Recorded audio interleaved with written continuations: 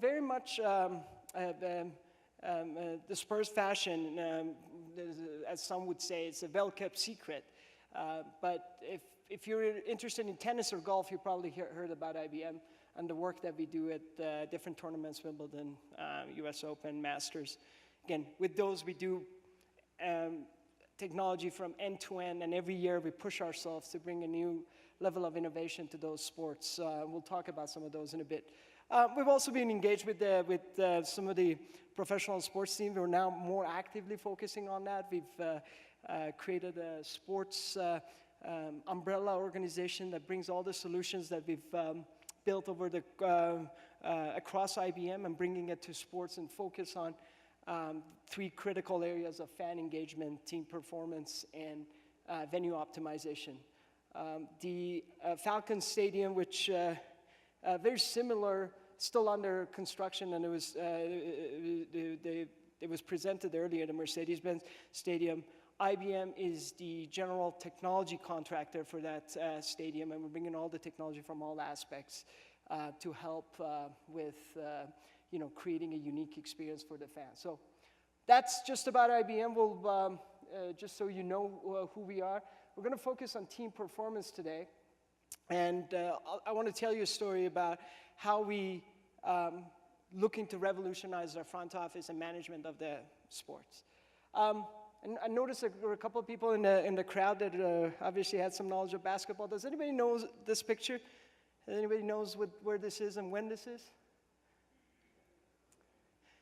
Okay, I'll save you the guessing. This is the Boston Celtics war room. I don't know if anybody from Celtics here. Hope I'm not offending you. This is Boston Celtics war room as draft day, one of the most critical days in NBA calendar. And this is just not a regular draft day for Boston. This is this last year's draft day, which was one of the most important ones in the history of the club. They had, in total, I believe, 8 picks. An average NBA team typically has about 2 draft picks. And what I'm trying to show here, and I think it resonated well with me, is that it's not about the cables and the setup and everything else. First of all, it's in the locker room. It's just kind of displays the commotion and the lack of organization in the front office. And when we started our journey with the talent management about a year and a half ago now, this was a good indication of what we walked into. So let me just walk you through just a couple of indicators before I set it up. As everybody has noted this today, sports is going through a revolution in data. An average NBA team now has over 18 data sources that they deal with to collect information and be able to support their management with the decision-making process. 90% of the athletes are putting data out there, some known, some unknown, that these data can be used to evaluate them, to use against them, to use in support of their character, and so on and so forth. 100% of the teams, some of you may agree, use some sort of this is mostly North American focus, use some sort of analytic solution to focus on their team performance.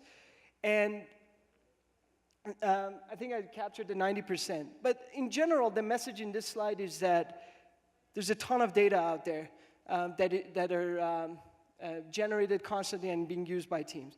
The one thing that a lot of teams haven't really tapped into is the fact that majority of the data out there is unstructured data, where we refer to the dark data. So if you look at the unstructured data, things like videos and images and text and so on and so forth, traditionally they haven't been used to manage the performance of a team or look into support the decision-making of the team. And majority of the analysis has been focused on structured data, purely numbers that can be modeled and graphed and so on and be compared against. So those are 2 critical things that I want you to keep in the back of your mind of how data is growing, how majority of data is unstructured, and how unstructured data can really impact a team or a player. Again, I don't expect any of you to know what this tweet is about, but last year in the NFL, first round of the NFL draft, just before teams started picking their draft picks, a video of a particular player who was expected to be picked in the top 10 came out of him. I think he recorded this video of him smoking out of a bong. This is just hours before he was picked. He was expected to be top 10. 5-10 minutes after the video picked up, the draft started, and he was eventually picked at number 13, I believe. The difference between picked at number 10, in top 10, and the number 13 is about $7 million. But not only that, the impact that that kind of a thing could have on the team going forward, that's also huge. That information was out there in some shape or form, in video, in text, is something to analyze this guy's character, but it wasn't really used by the teams until it was published and used against them. Looking at all this, the universe of data and the challenges that the team's having, we came up with an idea of how we can improve the operation of the front office of an NBA team. The product is now called IBM Sports Insight Central. At the time, didn't have a name. But the idea was, how can we create a unique picture around each specific athlete in a way that the management can look at the 360-degree view of that athlete and be able to make sense of it with some insights to support their decision-making process.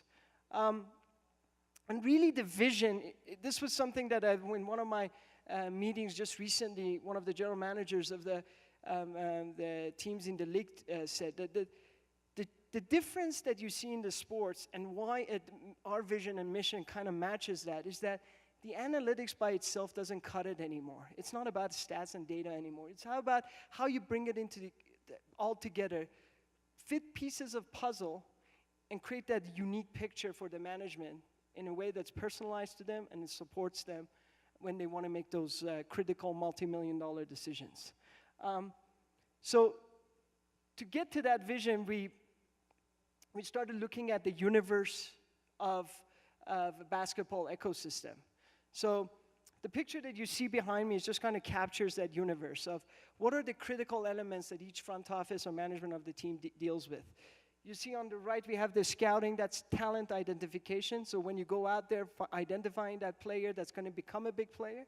On the opposite side is talent acquisition. For those of you who are familiar with the North American leagues, this is trade, draft, free agency, and there's a lot of rules around specifically the salary caps, trade rules, and various conditions that need to be taken into consideration. Performance management. How do you bring athletes' readiness to perform into the picture and fit a piece of a puzzle?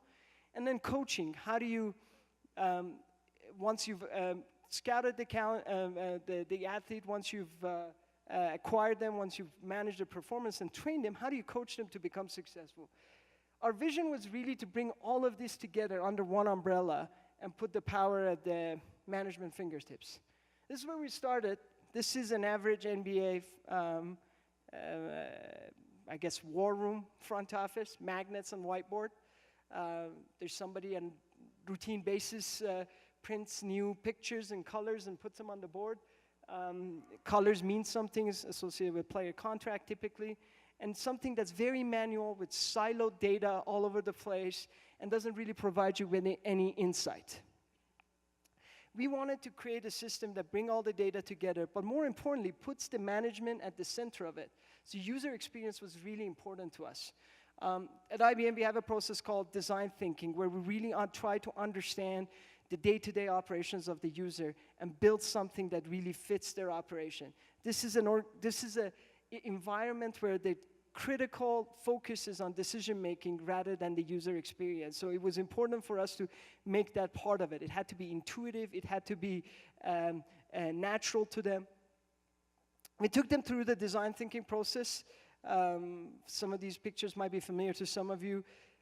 Really spending time, if this product was really born in the front office, spending time understanding how they operate, sitting through those meetings, understand how a draft discussion evolves, how a trade discussion evolves, and really go away and come up with an agile process, give them constant feedback about our ideas of how a potential solution could look like. So that was the focus, a user-focused design.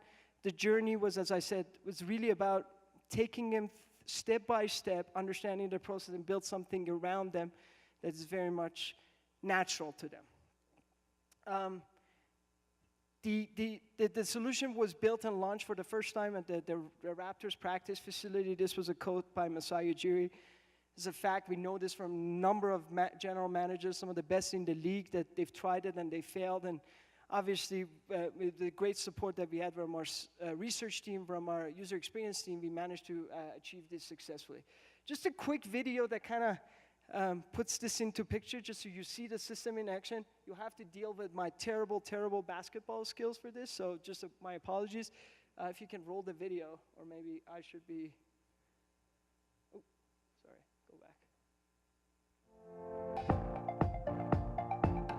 IBM has a long history in the sports industry. Sports teams rely heavily on data and analytics to improve their team performance. What we've done here in a very much a first-of-a-kind solution and in collaboration with Toronto Raptors was to really collect and analyze data from a variety of sources, structured, unstructured, internal proprietary data, and drive insights in an interactive fashion that could support Raptors management make decisions. Our team at IBM iX worked very closely with Raptors operations and management and staff to create a solution based on IBM cognitive platforms in a first-of-a-kind application called IBM Sports Insights Central. Our solution would really put player information on team management's fingertips. We created a collaborative, interactive environment that visualizes extensive amounts of data. The solution is really built based on an array of IBM technologies such as IBM Bluemix and IBM Watson solutions. We've also collaborated with a leading-edge manufacturer of touchscreens and touch tables called Multitaction. And what we've really done is, through an intuitive and interactive solution, enable the Raptors management to have access to all aspects of player data in real time in a fashion that they could collaborate with each other and discuss a potential trade scenario or a draft pick and really help them make those critical decisions. What we've really created here is a platform that can go way beyond talent acquisition. Our long-term vision is really to extend this to other areas of the team performance, such as training, such as coaching, such as health and fitness, and really create a single point of entry for the sports organization to look after all aspects of team performance management. This is all about winning games, and what we've done here through IBM Insights Central is to support Raptors management, create teams that can win more games and championships. Well, I'm going to save you that, Bart. Just a quick video to put things in perspective. The other challenge that we really wanted to address here was, we obviously understand that, recognize that we're not the best in the science of basketball, and those people that are in the front office, they really understand the game. They have the basketball acumen. They have the experience to make those decisions. Our challenge was, how can we augment their process by bringing insights into their world that may not necessarily be what they're used to, but also provides them with some insight that they may want to take into consideration. To do that, we got some help from Watson. So for those of you who don't know, IBM Watson is our machine learning natural language processing platform. It understands language, it has the ability to learn and provide you with recommendation as it learns about more information. We started teaching Watson the language of basketball. And the real reason behind it was to support the management with all that unstructured data that's out there in the world that they may not have necessarily looked at in the past, and provide them with some insight that they typically don't look into. I'll just give you a couple of screenshot samples of how we use Watson and just the vision that we have to take this to the next level. This is a pure example of Pareto analysis for those of you that are stats in there. It's called trade-off analytics. The idea behind trade-off analytics was to look at the global universe of data and help put things into perspective for the management, for those players that they may not have necessarily considered in the past. So typically when you sit around acquiring a player or making draft decisions, names come off the top of your head. The idea was go to Watson based on your needs, those elements that you're looking for. Ask Watson to help you to create this universe of players that you should be considering. So in this picture, we're selecting 6 elements: number of rebounds, turnovers, field goals, and then Watson gives a full view of pictures of players that you should be considering. Some of them obviously untouchable. That's not the idea. You can change that. But some of them you may not have considered. And then we're bringing advanced analytics. The next step was really start bringing that unstructured data into the picture. So the first thing we did is what we call sentiment analysis. We look at scouting reports, we look at national media, we look at, based on the language of basketball that we've now taught Watson, we look at all that data and we develop a sentiment around the particular player. So obviously, Kristaps Porzingis, he just won the skill challenge at the All-Star game. This overall sentiment was positive, and this is just an example where it's looking at the 200 articles in national media. Obviously, this doesn't include scouting reports, and gives you with a sentiment based on the language of basketball that it knows. As an example, it knows that steal has a positive sentiment associated to it. So if any scouting reports reference the number of steals, it understands it and it uses it to create a positive sentiment. The second bit of this was to start looking at players' character. And this is a big thing in the sports, and we're just at the early stages of it, experimenting. But how do you define a player's character? Going back to the example around the football guy, how do you identify traits that may be harmful to your organization or to your team in the long run? Some of you may be familiar with the different players that have caused issues in the league. Again, looking at unstructured data, that could be anything from social media images, that could be anything to do with Facebook posts, reports, or interviews that player got, and create a real character around them.